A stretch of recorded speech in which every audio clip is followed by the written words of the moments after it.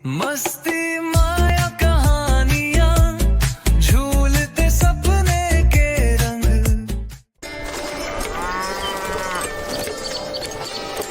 तड़कापुर गांव में झुमरू नाम का नाई अपनी पत्नी शर्मीली के साथ रहता था।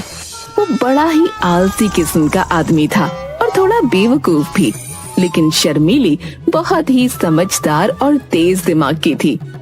एक दिन झुमरू भागता हुआ घर आता है।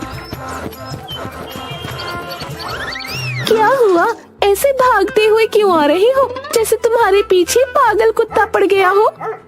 अरे अरे वो चौधरी के लोग मुझे पीटने के लिए आ रहे हैं। क्या कर दिया तुमने? मैं तो तंग आ चुकी हूँ तुम्हारी हरकतों से। मैंने क्या किया? मैंने तो कुछ भी नहीं किया। तो वो लोग क्या पागल हैं जो तुम पीटने आ रहे हैं? तभी दरवाजे पर, अरे ओ झुमरू के बच्चे, बाहर निकल। क्या हुआ भाई जी, क्या बात है? कहाँ गया झुमरू का बच्चा? तुम्हें पता है, वह चौधरी जी की हजामत बनाते बनाते सो गया और उसने बालों के साथ चौधरी के कान भी काट दिए। ओहो, ये तो बहुत बुरा हुआ भाई। अब गांव में लोग उन्हें कनकटा चौधरी कहेंगे। अपनी बकवास बंद करो। और कहाँ है वह झुमरू का बच्चा? भाई उसे माफ कर दो, अभी तो वो घर पर नहीं है। वापस आता है तो मैं खुद उसे लेकर चौधरी जी के पास आऊंगी और उनके बचे हुए कान, नहीं मेरा मतलब है बचे हुए बाल कटवा दूंगी। कोई जरूरत नहीं है उसे लेकर हमारे सामने आने की। चौधरी के नौकर वापस चले जाते हैं और झुमरू कुछ दिनों तक घर के बाहर नहीं निकलता। सुनते हो, आज 4 दिन हो गए हैं तुम काम पर नहीं गए। कुछ काम नहीं करोगे तो घर कैसे चलेगा? तुम तो जानती हो कि मुझे काम करना बिल्कुल पसंद नहीं है और रोज रोज मेरे पीछे काम पर जाने के लिए मत पड़ा करो। ठीक है, थोड़ी दिनों में भीख मांगने के लिए तैयार हो जाओ। भीख क्यों मांगूंगा मैं? क्योंकि घर में रखा सारा राशन खत्म हो जाएगा, फिर भीख मांगकर ही गुजारा करना पड़ेगा ना। तुम्हारे आलस की वजह से कोई तुम्हें काम नहीं देता, हर समय तुम्हें सिर्फ सोना होता है। अब मुझे नींद आती है तो सोऊंगा ही ना। मुझे समझ नहीं आता दुनिया में कौन सा ऐसा इंसान है जो खड़े खड़े सोता है। अपनी नींद की वजह से तुमने कितने लोगों से दुश्मनी मोल ले ली है, अब तो कोई हमारी मदद भी नहीं करता। झुमरू अपनी नींद की वजह से कितने ही लोगों के बाल काटते काटते कान काट चुका था और कितने लोगों की तो आधी मूछें ही उड़ा चुका था। अब लोग झुमरू को हजामत के लिए नहीं बुलाते थे। एक दिन राजा जी के यहाँ 12 साल बाद बेटा हुआ है। उन्होंने अपना खजाना खोल दिया है, गरीबों को दिल खोल कर दान दे रहे हैं। तुम एक काम करो, राजमहल चले जाओ, महाराज से कुछ मांग कर लाओ। क्या मांग कर लाऊं? अब ये भी क्या मैं ही बताऊं? खुद के पास भी थोड़ा दिमाग है कि नहीं, वही लगा लो ना। झुमरू राजमहल जाता है। महाराज, मुझे भी कुछ दान में दे दीजिए। क्या चाहिए तुम्हें, बोलो। आज हम मुंह मांगा दान दे रहे हैं। महाराज, ये तो मेरी पत्नी ने नहीं बताया, पर आप कुछ भी दे दीजिए जो आपको ठीक लगे।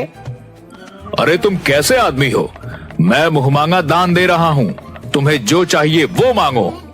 महाराज, मुझे क्या चाहिए? मुझे तो बस सोने के लिए थोड़ी जमीन मिल जाए। ठीक है। महाराज झुमरू को गांव के बाहर एक जमीन का टुकड़ा देते हैं और झुमरू खुशी खुशी घर वापस जाता है। आ गए तुम? क्या लाए हो महाराज से? जल्दी से दो, मैं कुछ खाने का इंतजाम करती हूँ। महाराज ने मुझे जमीन का टुकड़ा दिया है। हे भगवान, तुम्हारे पास अकल है कि नहीं? हम जमीन के टुकड़े का क्या करेंगे? ये तो तुम्हारी गलती है। मैंने तुमसे पूछा था कि महाराज से क्या मांगना है, तुमने ही मुझे कुछ नहीं बताया। तो तुमने महाराज से क्या कहा? मैंने उनसे कहा कि आप मुझे कुछ भी दे दीजिए। महाराज ने कहा कि वह मुंह मांगा इनाम दे रहे हैं। वह बार बार मुझे ही पूछ रहे थे कि मुझे क्या चाहिए, इसलिए मैंने उनसे कह दिया तो मुझे तो जमीन पर सोने के लिए बस जगह चाहिए और महाराज ने मुझे जमीन का टुकड़ा दे दिया। हे भगवान, सिर्फ सोना और सोना ही तुम्हारी जिंदगी में है, इसके सिवा और कुछ भी नहीं।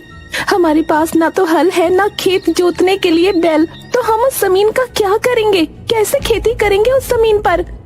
तुम खुद चली जाती, तुमने मुझे क्यों भेजा? बस यही गलती कर दी मैंने जो तुम्हें महाराज के पास भेज दिया। शर्मीली बहुत समझदार थी। उसने ठान लिया था कि वो इस जमीन पर खेती करेगी। रात भर सोचने के बाद दूसरे दिन सुबह झुमरू को लेकर उस जमीन पर जाती है।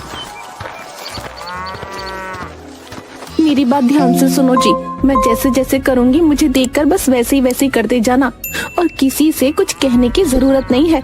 ठीक है। शर्मीली और झुमरू जमीन पर इधर उधर घूमने लगते हैं जैसे वो कुछ ढूंढ रहे हों।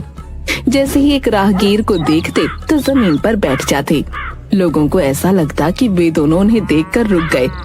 राहगीरों के साथ साथ नगर के 5 बड़े चोरों की नजर भी शर्मीली और झुमरू पर पड़ती है। ऐसा लगता है कि ये दोनों कुछ ढूंढ रहे हैं इस जमीन पर। तुम बिल्कुल ठीक बोल रहे हो, मुझे भी ऐसा ही लग रहा है, क्योंकि जब वे दोनों किसी को आते देखते हैं तो एकदम से रुक जाते हैं, मानो वह किसी दूसरे को ये नहीं बताना चाहते हैं कि वह दोनों क्या ढूंढ रहे हैं। काफी देर के बाद उनमें से एक चोर शर्मीली के पास आता है। क्या हुआ बहन, कुछ ढूंढ रही हो क्या? नहीं, मैं तो कुछ भी नहीं ढूंढ रही। अरे बहन, तुम मुझे बता सकती हो। अगर तुम बताओगी तो मैं भी तुम्हारा मदद करूंगा। शर्मीली पहले तो थोड़ी नानुकुर करती है, फिर चोर के बार बार कहने पर उसे बताती है। भाई, ये जमीन मेरे दादाजी की है। बहुत साल पहले उन्होंने इस जमीन में सोने और चांदी से भरा घड़ा कहीं पर दबा दिया था। उस जगह का सही पता बताने से पहले ही उनकी मृत्यु हो गई। मैं और मेरे पति उसी घड़े को ढूंढ रहे हैं, लेकिन आपकी बात किसी को मत बताना। हाँ बहन, तुम मुझ पर भरोसा कर सकती हो, लेकिन मुझे लगता है कि तुम्हें मजदूरों की सहायता से इस पूरे खेत को खोदना चाहिए ताकि आसानी से तुम्हें वह घड़ा मिल जाए। अरे हाँ, ये तो आपने बिल्कुल सही सलाह दी। आपका बहुत बहुत धन्यवाद भाई। मैं मजदूरों को लाकर खेत की खुदाई करवाती हूँ। लेकिन अब तो अंधेरा होने वाला है बहन, तुम यह काम कल सुबह सुबह करवा लेना। आपने बिल्कुल सही कहा। मैं कल सुबह जल्दी मजदूरों के साथ आकर खेत की खुदाई का काम करवा लूंगी। वो दोनों घर वापस चले जाते हैं। वो चोर अपने बाकी 4 साथियों के साथ मिलकर पूरे खेत की खुदाई कर देता है, लेकिन उन्हें वहाँ कुछ नहीं मिलता। दूसरे दिन सुबह शर्मीली और झुमरू खेत पर वापस आते हैं। देखा तुमने, खेत की खुदाई हो गई है। तुम यहीं रुको और किसी से कोई बात मत करना, मैं अभी आती हूँ। शर्मीली गांव के बनिए के पास जाती है। सेठ जी, मुझे थोड़ा गेहूं उधार दे दीजिए। उधार तो दे दूं, तुम वापस कैसे करोगी? तुम्हारा पति तो कुछ काम भी नहीं करता। मैं जानती हूँ, लेकिन कुछ समय बाद मैं इसका 3 गुना गेहूं आपको वापस कर दूंगी। शर्मीली उस गेहूं को जमीन पर बो देती है। कुछ समय बाद उम्मीद से ज्यादा अच्छी फसल होती है, लेकिन सभी चोरों की पूरी नजर शर्मीली और झुमरू पर होती है। गेहूं काटने के बाद शर्मीली सेठ को 3 गुना गेहूं वापस कर देती है और कुछ गेहूं बेचकर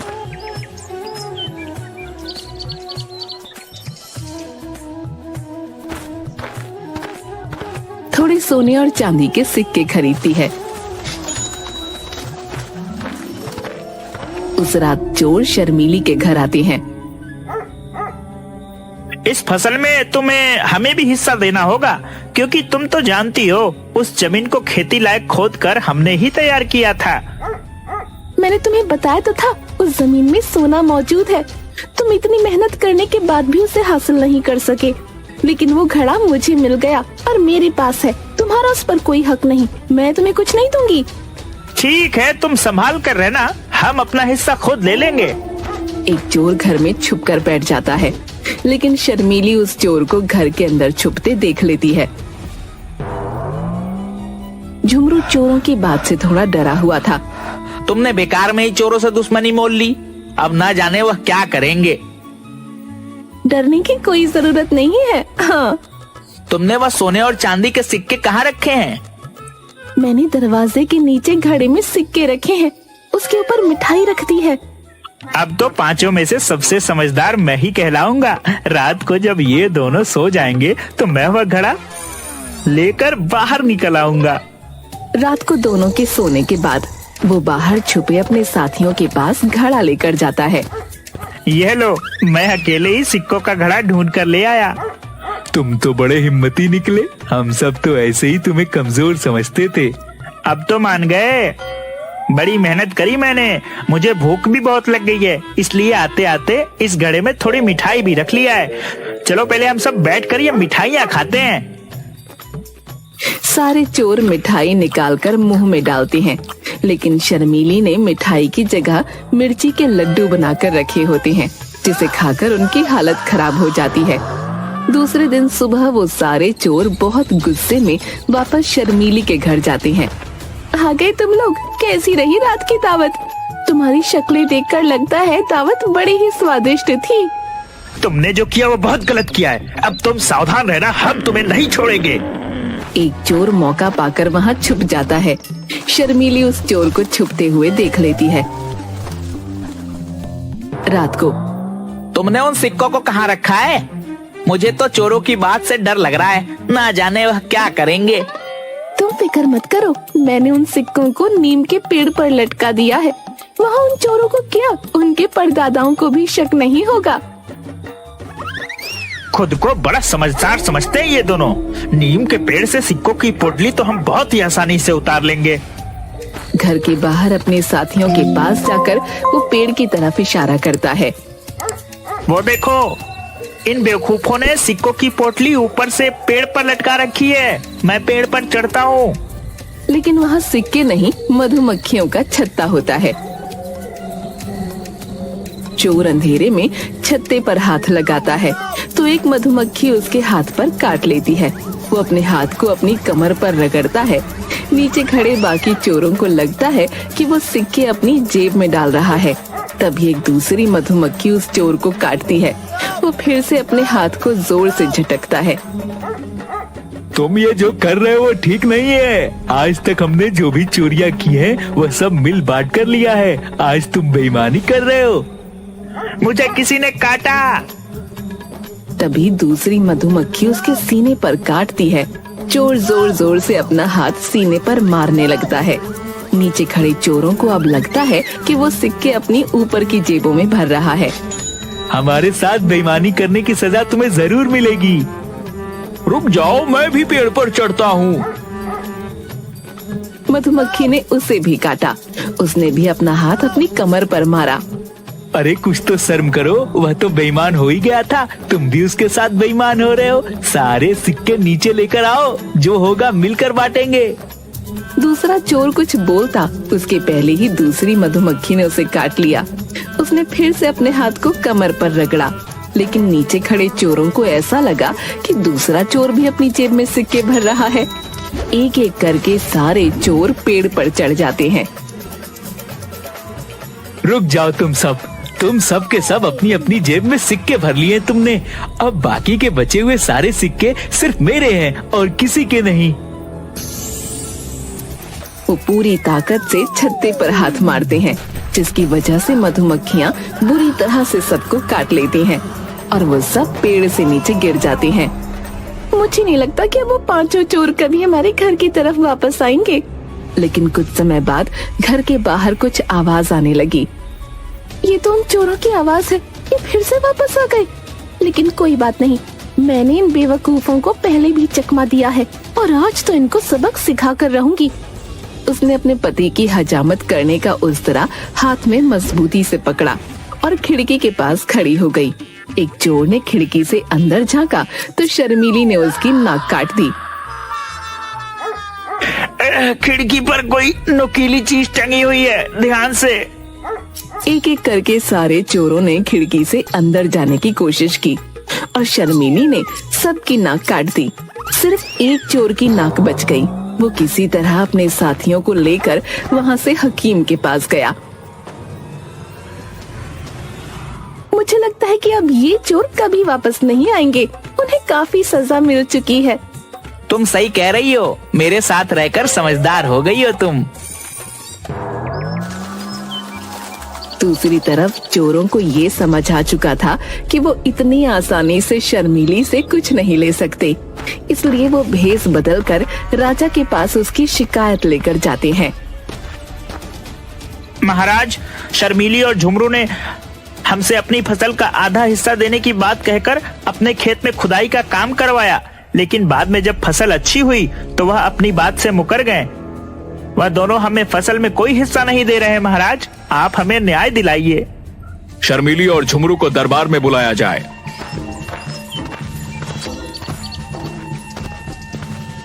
महाराज की जय हो। महाराज, इन पांचों ने जो भी कहा है सब झूठ है। मैं भला क्यों इन्हें अपनी फसल का हिस्सा दूं? इनके पास क्या सबूत है कि मैंने इन्हें हिस्सा देने को कहा था? और दूसरी चीज महाराज, आपने इन्हें पहचाना नहीं। ये आपके राज्य के वही 5 मशहूर चोर हैं जिन्हें सेनापति जी कब से ढूंढ रहे हैं। आज ही आपके सामने भेष बदल कर आए हैं। सेनापति चोरों को पहचान जाते हैं। शर्मीली, तुम बहुत ही समझदार और वीर हो। हम तुम्हारी समझदारी से बहुत प्रसन्न हुए, इसलिए हम झुमरू को अपने महल में काम पर रखते हैं। और तुमने राज्य के चोरों को पकड़वाया है, इसलिए हम तुम्हें इनाम में और जमीन देते हैं। इस तरह अपनी सूझबूझ और हिम्मत से शर्मीली न सिर्फ चोरों को पकड़वाती है, बल्कि झुमरू को राजमहल में काम भी दिलवाती है और अपने घर की स्थिति को भी सुधार लेती है।